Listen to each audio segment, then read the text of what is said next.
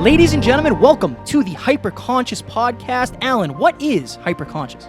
Once you understand why something is the way that it is, now you have the power to change it. Great conversations with great people and great questions are the keys to the kingdom of unlocking your consciousness. Every single action that you do starts as a thought. When you control the way you think, you will control the way you act, and you will control the way you live. That is hyperconscious. Ladies and gentlemen, the Hyperconscious Podcast is proudly sponsored by our friend and mentor, David Meltzer of the Playbook Podcast. He was kind enough to join us on episode 144 and 135. Folks, it has become Kevin and I's mission in life to help you realize that the life of your dreams is right on the other side of you becoming the greatest version of yourself. Let us help you do that. I rarely do these things twice in such a short amount of time, but you guys impress me. I believe in people that provide value and of our service. You two guys are on your way to huge fulfillment, purpose, and profitability, and I look forward to helping you both. We appreciate that more than you know.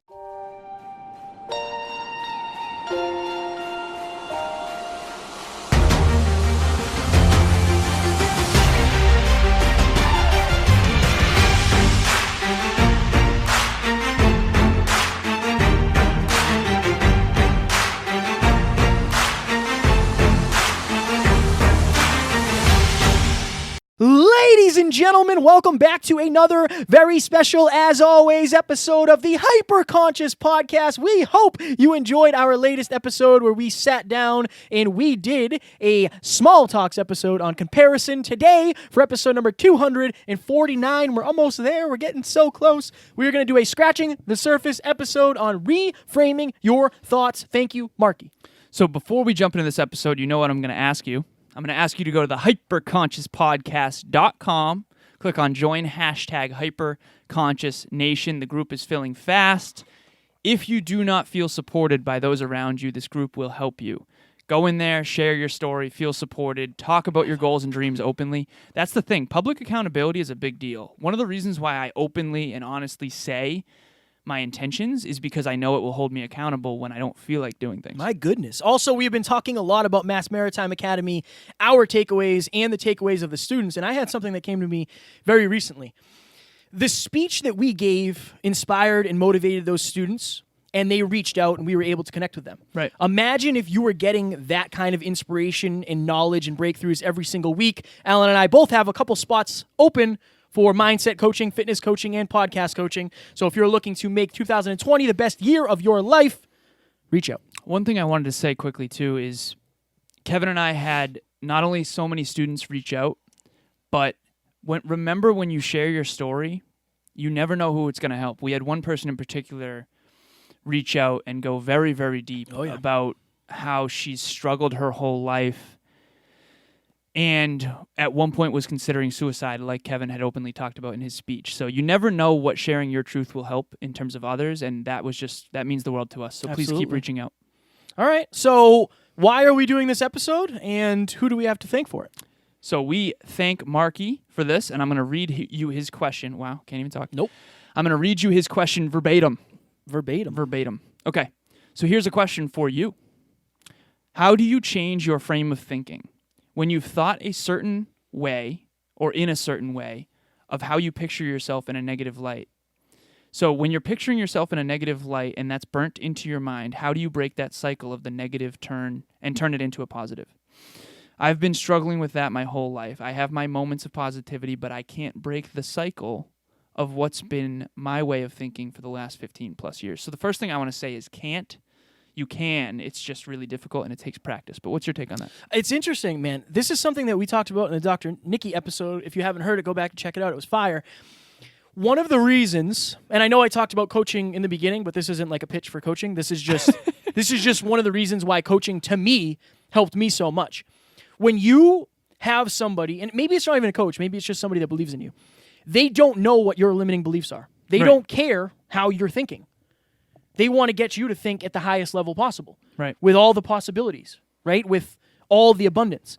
That was the biggest thing for me is when I got around people, they didn't know my limiting beliefs. They didn't know about my insecurity. They didn't know the way I felt. And when they said, you can do anything that you set your mind to, that really locked it in, not locked it in, but that really started forming these new pathways for me. And then let's think about it this way.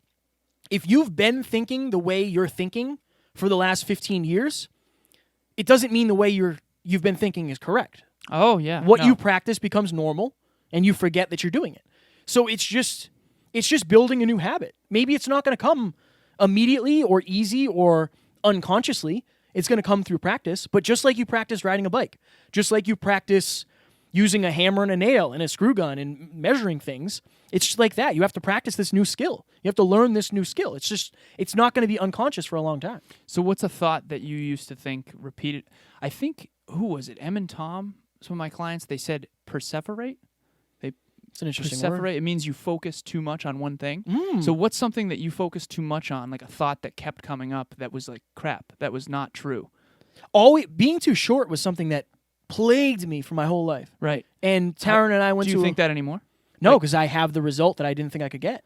Interesting. Taryn and I went to a wedding, and she's like, do you mind if I wear high heels? And I said, no, I don't care at all. Like, That's awesome. It doesn't bother me. Would that have bothered you in the past? Probably, yeah. Right. But I think I'm very confident in the man I am. How did you overcome that thought of I'm too short to now I'm... I think when I got the result. So that's a little bit easier But they'll because never get the result until they overcome you got to get out of the comfort zone. Maybe that's not a good one. Maybe that's not a good one. Okay. What's another one? Honestly, this is interesting. When we went to High Performance Academy last year, Yeah. I had never given a speech. Okay? I didn't think I could be on that stage. When we left Influencer Academy this year, we said next year we're going to be on that stage. Yeah. How? Why? Because I had the reps. I had a couple reps in my pocket. You just have to practice. We have these two voices. Right? We have the one that says we have the machine. We talk about the machine all the time. Oh, we haven't in a while. I know, it's been a minute. Let's talk about the machine. So the machine is the That's thing. what this is. Yeah, exactly. You're reframing the machine. Yeah. The machine tells you it's too hot, it's too cold. Yep. I can't go outside and go for that run. It's too early. It's still dark. Like I'll just get another hour of sleep. I don't have to work out today. I don't have to learn today. Right? I don't have to take Full of shit. The machine is full of shit. I don't have to take that client call today. I don't have to prospect today. It's not a big deal. I don't have to pack my lunch today. Whatever it is for you, whatever it is that the machine is telling you, you have to reframe that. The machine in this case is the like the machine is the limiting beliefs. It's the comfort. It's the normal. It's the reversion. Right. The reversion. It's the reversion. Okay. For the machine, for me, is like, you're not good enough. I feel compelled to say this. If you're in an unresourceful state, I was on the phone with a client last night, and what I said to her was, you're always going to revert to your training more when you're tired. Yeah. So go find self-care right now, and then you're going to start thinking more positively. For me, I start thinking real negative when I'm tired. I notice it. I'm always like, wait, what is this about? Like, I start feeling like crap about myself. So state, story, strategy. So for Marky? Marky. Okay. Hopefully he doesn't mind if I call him Mark. Marky. So for Marky, anytime you find yourself having these negative... He basically said in the question, I can be positive sometimes, and other times I can't get out of the negative. I think when you can't get out of the negative, you're probably in an unresourceful state. So for me, whenever I was hungover, I would tell myself the worst stuff about myself. Like my thoughts were horrible. And then I wouldn't do anything that day because I didn't feel well, and that would prove to myself that I suck and that I'm not productive and that I'm the worst. So I think your state has a huge impact on this. This is what I would say. Create something that is a trigger that will remind you that what you're thinking to yourself isn't real. Right. So maybe it's a song. When you're feeling really down and you're having limiting beliefs, put on an uplifting song. That's the song that you listen to at that time. A couple of years ago, I listened to the same song for an entire year, every day when I walked into the gym. Hearts Burst Into Fire by Bullet for My Valentine. It's one of my favorite songs that song. of That's all time. on my gym playlist. It's a jam. But that triggered me, like, now it's time to go to battle here. This is what you do. You go to the gym. Right. You lift heavy. Maybe for you, when you're feeling down, you lift yourself up and you have that trigger. And I think we have to realize that, first of all... What's yours now? I don't really have one. Really? No, I don't really have one. I have like 5 or so. I have a gym playlist that's like hard stuff. It has motivational speeches. Depends on the day. Okay. Depends on the day. Right. So I would say, first of all, congratulations, Marky, for the fact that you're already You are aware of it. You're hyper conscious of the fact that Right. sometimes, maybe more often than not, the reversion is winning, and the voice in my head and what I feel about myself is saying you're not good enough, or whatever it is, whatever the last 15 years of your life were. It's almost like you have to prove the voice wrong. You do through Every action. time it comes up through action. Through action. Through action. Through yeah. action. I always, dude. Women was the thing for me. Like, I never felt like I was going to succeed in a relationship because I didn't think I could find a quality, beautiful woman. And when I started going out and getting rejected, for some reason, I felt better. Why? Because I proved to myself that I just remember leaving the gym and regretting not approaching somebody. Yeah. That the pain of regret is worse than the pain of rejection. For sure. For sure. For sure. For sure. And it's like that with everything. And I know it's not always super easy to say, like, you know, I'm very depressed today, I'm very down, I'm just going to get up and do it. I understand it's not that easy. Right. I do. And I want to And if you are side down, with go that. find a resourceful state, put on that song, Find and then something just go do it. resourceful. Yeah. Find something resourceful. Or just do a little something. Do a little something. Anytime you have the opportunity to prove that voice wrong, create some sort of why power to do it. Like people that say, you know, I could never get out of bed that early. Yes, you could. You just don't have a reason to yet. Right. Of course you I could. could never get out of bed this early either until I had a reason to. I can't believe people say that. Well, I think I never question whether or not I can. I just question Again, whether or not I want going to. back to last episode, Right. you are a unicorn when it comes to that. Wow. You are a unicorn. I'm very grateful for I think that. a lot of people prove the voice is right, so it locks in even more. Right. Imagine this: you and I are out at a bar. Yeah. I'm already uncomfortable. Okay. You're whatever. You don't care. You're just like, oh, I'm at the bar. Yeah, it's Right. fine. I'm at the bar. We both see two girls. No, I'm uncomfortable now too because I'm trying not to drink. But Right, yeah. right. Okay. Yeah. We both see a girl. Right. I say, I want to go talk to that girl. Perfect. You say, I want to go talk to that other girl. Perfect. You go talk to that girl Mm-hmm. because I let the machine win. I don't. Okay. That therefore reinforces That the you- machine saying like, yo, you know, you didn't go do that. You're Not You're worthy. not confident. You're not worthy. You're right. insecure. You don't have any confidence. Where you do it, get rejected maybe, or get the girl, get a date or a kiss or a hug or a dance, whatever. Right. And then you go do it next time because it worked out. Yeah. You literally, the machine will run your life for as long as you let it. Oh, that's fire. It's That's dangerous. Fire. Right. That's what happened to me. I said something on a podcast yesterday. Shout out to Shauna Pelton. She had me on the Quantum Shauna. Shift. You're going on that show I soon. am, yes. It's really good. Shauna's amazing. I said, why would Warren Buffett invest in a stock that he didn't believe would grow? Yeah. So if your machine is telling you that you can't get a beautiful girl or whatever, beautiful man, you name it, and then you keep proving that, why would your belief shift? Right. You don't have the evidence to prove it otherwise. And the only way to get the evidence is to get outside your comfort zone. So if you are having negative reversions, I would write them out. Like, what are the thoughts that are like holding me back? Become hyper-conscious of them. I realized this the other day. This is what hyper-consciousness is. The machine is the habit, the old habit pattern. Mm-hmm. Okay, so the power of habit, Charles Duhigg, he talks about the habit loop. Trigger, behavior, reward. Trigger, behavior, reward. Now, here's the problem. What if it's trigger, thought, reward? And I think the reward is not taking action. So let's say you were afraid to be rejected. You don't have to get rejected if you just don't. Right. If you just don't try. Right. And there's not much feedback. Right. So hyperconsciousness is the crossroad, the intersection between trigger and thought. So you have to interrupt your pattern, your own pattern, and say, I don't have to choose that thought. I'm going to choose this other one and act on it. And then when you do that enough times, you create a new neural pathway that becomes your new normal. So we talked about the confidence conundrum, Yeah. right? What hyperconsciousness is the bridge between Thought and action. thought and action. Right. Yeah, it's just you're reframing the fact that you don't have to take this path. Which is why a coach is so important because they Exactly. they can inject. Exactly. Right. Exactly. And that's why I'm the man I am, because I surrounded myself with people who I believed in and believed in me. That's one of the reasons I'm where I am. Imagine this. Okay. The difference between a successful coach and a non-successful coach. The successful coach believes that they can get clients, so they take action. Even if they don't get clients right away, they will eventually if they keep doing it. Right. Where the person who doesn't believe they're a good coach tries to get 5 clients, gets rejected, never tries again. Exactly. You're the same person. Two completely different lives. Right. Right. You could have the same. You could even be a better coach. but you didn't have the belief. I know. I think there has to be like an easy way to answer this. I don't think there is because it's such a No, this is fire. It's This such is a so conundrum. important. What's a story that we can tell from? What's a story you can tell from your past where you were the other guy? Because, dude, like when people say I could never wake up at 4 a.m., to me that doesn't even compute. What do you mean? No, you don't want to. Yeah. That's fine if you don't want to, but of course you could. I remember when Nate drove across the country, and this is close to home because everyone on if you're a listener and you have been for a while, you know Nate, you know Matt. I remember when Matt said to me verbatim, this was years ago before the podcast, I could never do that. I could never just drive across the country. And I remember saying, Matt, it's okay if you don't want to, but you have to know that you could if you really wanted to. And that is a very savage thing to do, for lack of better phrasing. Like, Nate literally just picked up, got in his car. He was on the podcast. You guys talked about it. Yeah. What episode was that? Oh, dude, that was like way, 5 or yeah, it was way 7 or something? back there.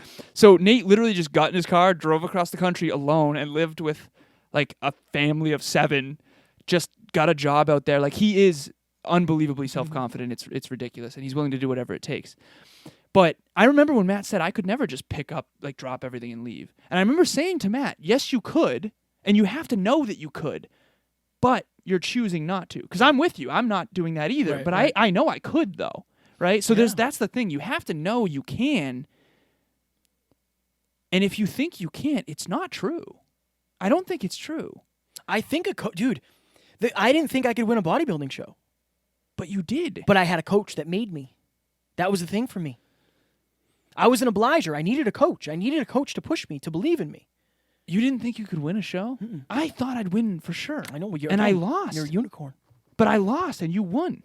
Because I had a coach. That's awesome. Man. Okay, so the obligers need coaches. That's what it keeps coming down to. Yeah, because you require not only the knowledge, it's like I knew a lot of the stuff. You require the accountability. you were way more in shape than me. I know.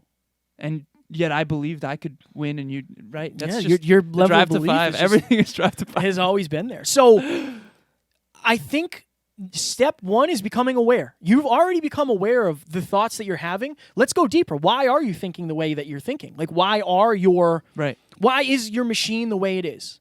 Let's dig, and this is an exercise for everybody listening. Dig into your old life. Dig into your past. Dig into your experiences, your traumas, your pains, your fears, Right. and your pleasures. Where did you fail and let that win? Right. Dig into that, because the more aware you are of your condition, the more you can control it. And like planes, my frame about planes for the longest time was I could never get on a plane. Remember that? I do. I could never get on a plane. If you didn't, what would you be missing out on now? Just name some things. Your World Within, Brendan Burchard. We wouldn't have had the last 5 interviews you've heard with guests. Crazy. None of those would have happened. One reframe made all that possible. Yeah. It's interesting. So Tiff's Right. on our team. She was on one of the episodes. I don't remember what episode it was. That was way back there too. 120 something. But she reached out to me because she was going to travel. Yeah. She ended up flying to Colorado. I helped her through it. I said, look, I understand. Trust me. I understand. The hardest part is getting on the plane. Once you get on the plane, you don't have to do anything else. They take care of it. Yeah. They bring you where you go. But she was like, I'm super afraid to have an anxiety attack. I totally understand that. Totally understand that. I said, what you have to understand is, worst case scenario, you do have one. But you'll never have an anxiety attack on a plane if you don't go. Like, at least if you go, in the worst case scenarios, you have a panic attack. That's the worst case. Do you know, I went to therapy with one of my clients and just to sit in on it, and the therapist said that no one has ever died from an anxiety attack. Oh, no, I believe that. So don't worry. Right. Like I know that's Oh, easy. yeah, easy- but it it's- feels like you're gonna die right? for I remember you telling me sure. it feels like you have like an anchor on your leg. Yeah, Was it man. you who said this? Yeah, and yeah. you're like right next to the top of the water, Yeah. but you just can't get breathe. there. It's brutal. It's Oh, absolutely that sounds brutal. horrible. It's brutal. But I reframed it for her and said, like, look, are you willing to trade in every experience you want? Right. Because if you are, then don't get on the plane. But if you really want this life that you're talking about, you're going to have to get on the plane. And she did. And because of that, she was able to fly down to Your World Within by herself a couple months later. She would have missed out on that. Now she's on the team, and we would have missed out on Mass Maritime. Right. If that didn't. And we're so many already other things. talking about flying her around when we are doing big speeches or when we have big events. Like, we want to fly her out. So that's another thing, too. Like, how differently will your life look if you do change your perspective? Yeah, you need the reason to reframe it because you have to know what's going to come of it. So I felt compelled to say this for you, Marky, and for anyone else listening, really. it's like, what are you leaving on the table? Okay, these questions are powerful. What might I regret not doing if I keep not doing it? For me, it's writing my book right now. I can tell you for sure I'm going to regret not doing that, 100%. So what does that mean? Write your freaking book. Okay. Now, here's another powerful question. What am I doing that I also might regret? In other words, continuously having these negative thoughts, or drinking when I'd rather be sober, or, staying up late when I'd rather go to bed early and wake up early. So asking those questions and really answering them will at least put it in front of you of like, I can do it. And here's the thing, the splits analogy you always say, I think you should go through that, because I right now can't do the splits. But if you asked me, Alan, can you do the splits? I'd say, of course, just give me a year. Yeah. Like if you asked me, could you win a triathlon? Of course, give me a decade. I'm dead serious. I know I could. I did my first one with 3 hours of sleep, and I got 70th out of like 400. I didn't train once. You can do anything. It's just a question of whether or not you want to, and you've reverse engineered what it's actually going to take. Now, I do want to say this, though, for the listeners. If you say I can beat LeBron James at basketball, that's delusion, okay?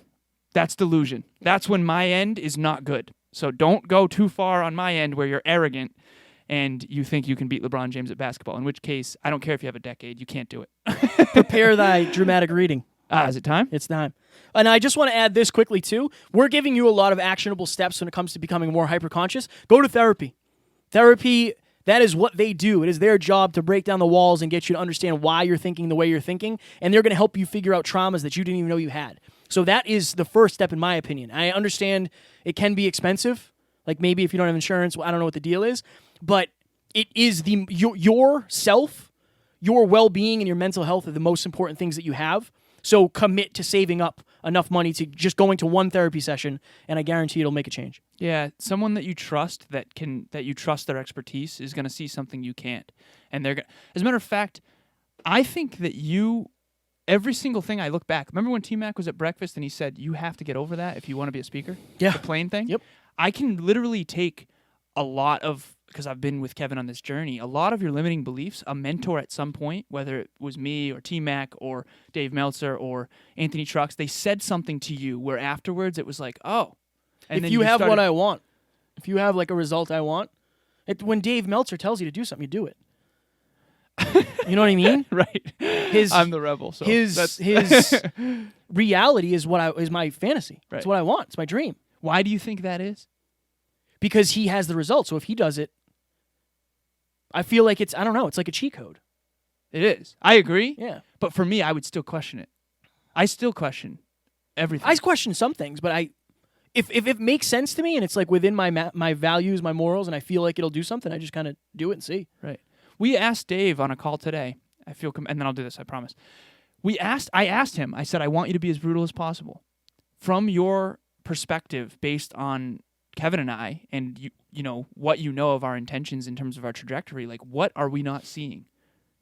And he gave us an answer where it's like, wow, that was the biggest breakthrough on that call, I think. Yeah, we're just focusing too much on the wrong things from his perspective. So ask for the tough answers with people you trust, who you know have your best interest at heart, and who actually knows some things. Right. Don't just ask random person like, who hey, knows what do you what think we're answer you'll screwing get. up? And they're Right. like, oh, you should drink more.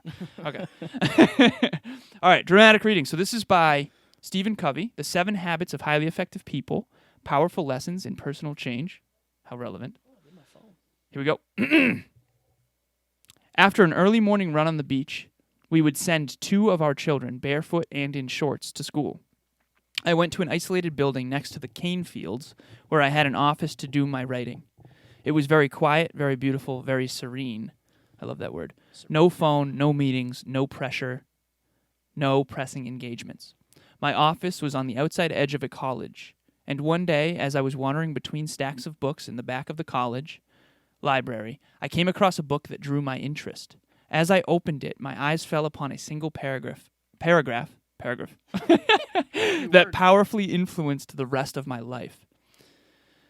I read the paragraph over and over again. It basically contained this one simple idea that there is a gap or a space between stimulus and response, and that the key to both our growth and happiness is how we use that space.